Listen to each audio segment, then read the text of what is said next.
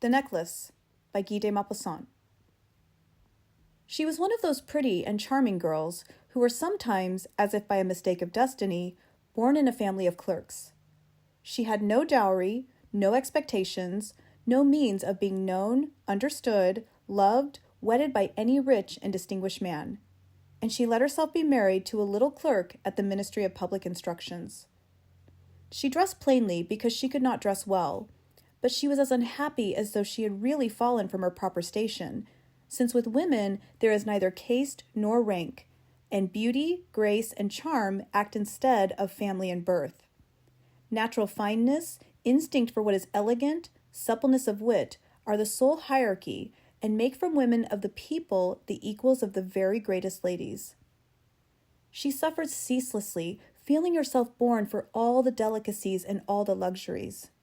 She suffered from the poverty of her dwelling, from the wretched look of the walls, from the worn-out chairs, from the ugliness of the curtains.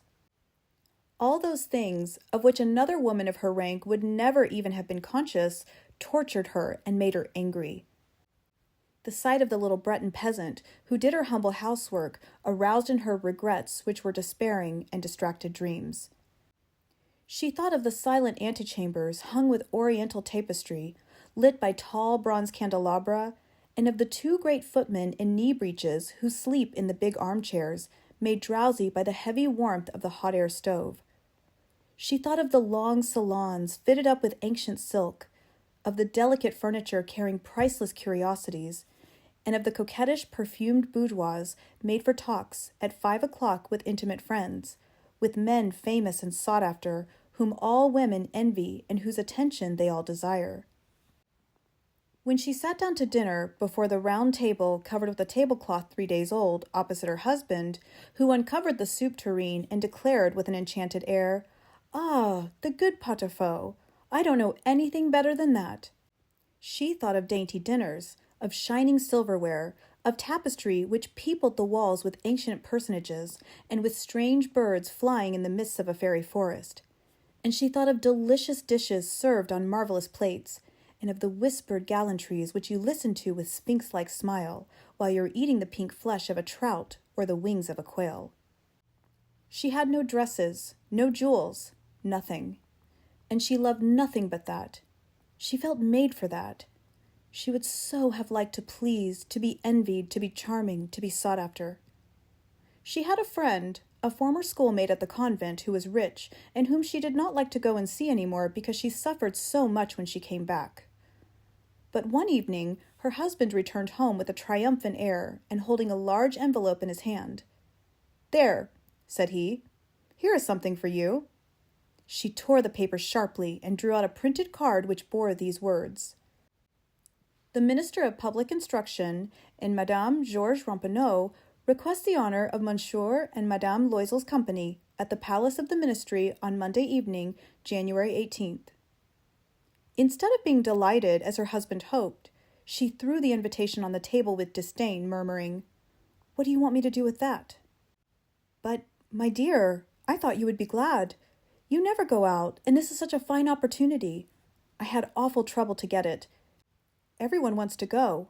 It is very select, and they are not giving many invitations to clerks. The whole official world will be there." She looked at him with an irritated glance and said impatiently, "And what do you want me to put on my back?" He had not thought of that. He stammered, "Why, the dress you go to the theater in. It looks very well to me." He stopped, distracted, seeing his wife was crying. 2 great tears descended slowly from the corners of her eyes toward the corners of her mouth. He stuttered, "What's the matter? What's the matter?" But by violent effort she had conquered her grief, and she replied with a calm voice while she wiped her wet cheeks, "Nothing. Only I have no dress, and therefore I can't go to this ball. Give your card to some colleague whose wife is better equipped than I." He was in despair. He resumed, "Come, let us see, Matilda. How much would it cost, a suitable dress which you could use on other occasions? Something very simple." She reflected several seconds, making her calculations and wondering also what sum she could ask without drawing on herself an immediate refusal and a frightened exclamation from the economical clerk. Finally, she replied hesitatingly, I don't know exactly, but I think I could manage it with 400 francs. He had grown a little pale because he was laying aside just that amount to buy a gun and treat himself to a little shooting next summer on the plain of Nanterre with several friends who went to shoot larks down there of a Sunday. But he said, "All right, I will give you 400 francs, and try to have a pretty dress." The day of the ball drew near, and Madame Loisel seemed sad, uneasy, anxious. Her dress was ready, however. Her husband said to her one evening, "What is the matter? Come, you've been so queer these last 3 days." And she answered, "It annoys me not to have a single jewel, not a single stone, nothing to put on. I shall look like distress. I should almost rather not go at all." He resumed, "You might wear natural flowers. It's very stylish at this time of year. For 10 francs you can go get 2 or 3 magnificent roses." She was not convinced. "No, there's nothing more humiliating than to look poor among other women who are rich." But her husband cried, "How stupid you are! Go look up your friend, Madame Forestier, and ask her to lend you some jewels. You're quite thick enough with her to do that." She uttered a cry of joy. "It's true. I never thought of it." The next day she went to her friend and told her of her distress. Madame Forestier went to a wardrobe with a glass door, took out a large jewel box, brought it back, opened it, and said to Madame Loisel, "Choose, choose, my dear."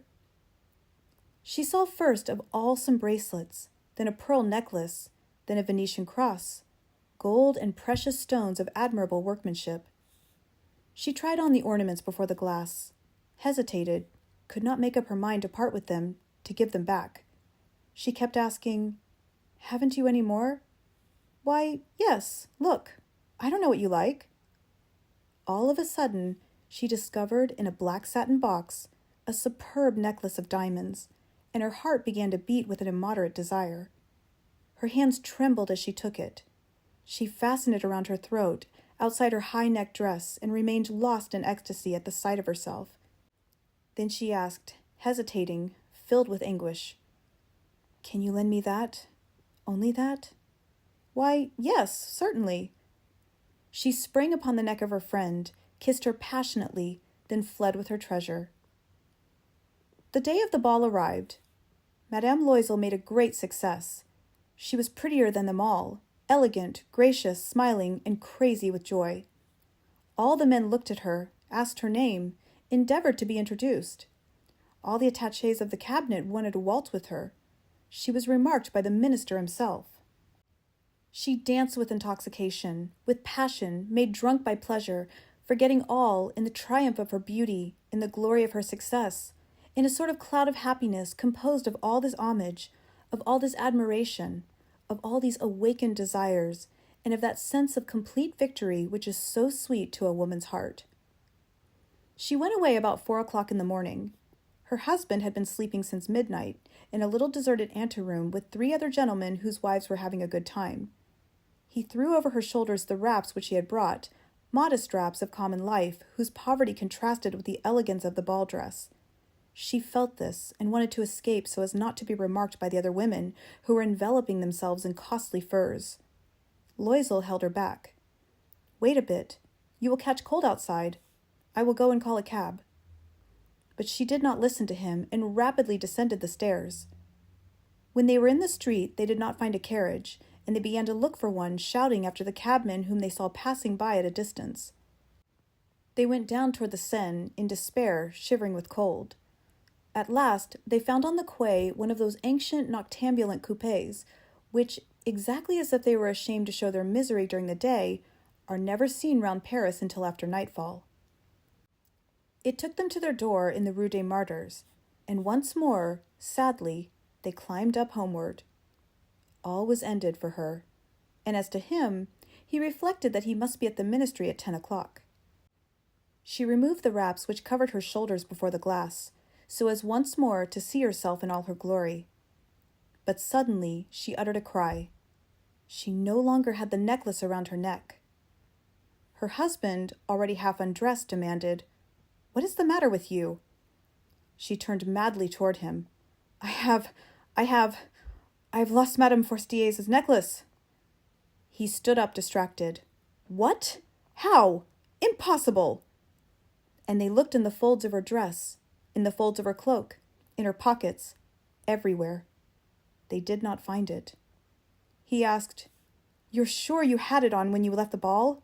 "Yes, I felt it in the vestibule of the palace." "But if you had lost it in the street, we should have heard it fall. It must be in the cab." Yes, probably. Did you take his number?" "No." "And you? Didn't you notice it?" "No." They looked, thunderstruck, at one another. At last Loisel put on his clothes. "I shall go back on foot," said he, "over the whole route which we have taken to see if I can find it." And he went out. She sat waiting on a chair in her ball dress, without strength to go to bed, overwhelmed, without fire, without a thought. Her husband came back about 7 o'clock. He had found nothing. He went to police headquarters, to the newspaper offices, to offer a reward. He went to the cab companies, everywhere in fact, whither he was urged by the least suspicion of hope. She waited all day in the same condition of mad fear before this terrible calamity. Loisel returned at night with a hollow, pale face. He had discovered nothing. "You must write to your friend," said he, "that you have broken the clasp of the necklace and that you are having it mended. That will give us time to turn round." She wrote at his dictation. At the end of a week, they had lost all hope. And Loisel, who had aged 5 years, declared, "We must consider how to replace that ornament." The next day, they took the box which had contained it, and they went to the jeweler whose name was found within. He consulted his books. "It was not I, madame, who sold that necklace. I must simply have furnished the case." Then they went from jeweler to jeweler, searching for a necklace like the other, consulting their memories, sick both of them with chagrin and anguish. They found, in a shop at the Palais Royal, a string of diamonds which seemed to them exactly like the one they looked for. It was worth 40,000 francs. They could have it for 36. So they begged the jeweler not to sell it for 3 days yet, and they made a bargain that he should buy it back for 34,000 francs in case they found the other one before the end of February. Loisel possessed 18,000 francs which his father had left him. He would borrow the rest. He did borrow, asking 1,000 francs of one, 500 of another, 5 louis here, 3 louis there. He gave notes, took up ruinous obligations, dealt with usurers and all the race of lenders. He compromised all the rest of his life, risked his signature without even knowing if he could meet it. And frightened by the pains yet to come, by the black misery which was about to fall upon him, by the prospect of all the physical privation and of all the moral tortures which he was to suffer, he went to get the new necklace, putting down upon the merchant's counter 36,000 francs. When Madame Loisel took back the necklace, Madame Forestier said to her with a chilly manner, "You should have returned it sooner. I might have needed it." She did not open the case, as her friend had so much feared. If she had detected the substitution, what would she have thought? What would she have said? Would she not have taken Madame Loisel for a thief? Madame Loisel now knew the horrible existence of the needy. She took her part, moreover, all of a sudden, with heroism. That dreadful debt must be paid. She would pay it. They dismissed their servant. They changed their lodgings. They rented a garret under the roof. She came to know what heavy housework meant and the odious cares of the kitchen. She washed the dishes, using her rosy nails on the greasy pots and pans. She washed the dirty linen, the shirts and the dishcloths, which she dried upon a line. She carried the slops down to the street every morning and carried up the water, stopping for breath at every landing. And dressed like a woman of the people, she went to the fruiterer, the grocer, the butcher, her basket on her arm, bargaining, insulted, defending her miserable money sou by sou. Each month, they had to meet some notes, renew others, obtain more time. Her husband worked in the evening, making a fair copy of some tradesmen's accounts, and late at night he often copied manuscript for 5 sous a page. And this life lasted for 10 years. At the end of 10 years, they had paid everything, with the rates of usury and the accumulations of the compound interest. Madame Loisel looked old now. She had become the woman of impoverished households, strong and hard and rough. With frowsy hair, skirts askew, and red hands, she talked loud while washing the floor with great swishes of water. But sometimes, when her husband was at the office, she sat down near the window and she thought of that gay evening of long ago, of that ball where she had been so beautiful and so fêted. What would have happened if she had not lost that necklace? Who knows? Who knows? How life is strange and changeful. How little a thing is needed for us to be lost or to be saved. But one Sunday, having gone to take a walk in the Champs-Élysées to refresh herself from the labor of the week, she suddenly perceived a woman who was leading a child. It was Madame Forestier, still young, still beautiful, still charming. Madame Loisel felt moved. Was she going to speak to her? Yes, certainly. And now that she had paid, she was going to tell her all about it. Why not? She went up.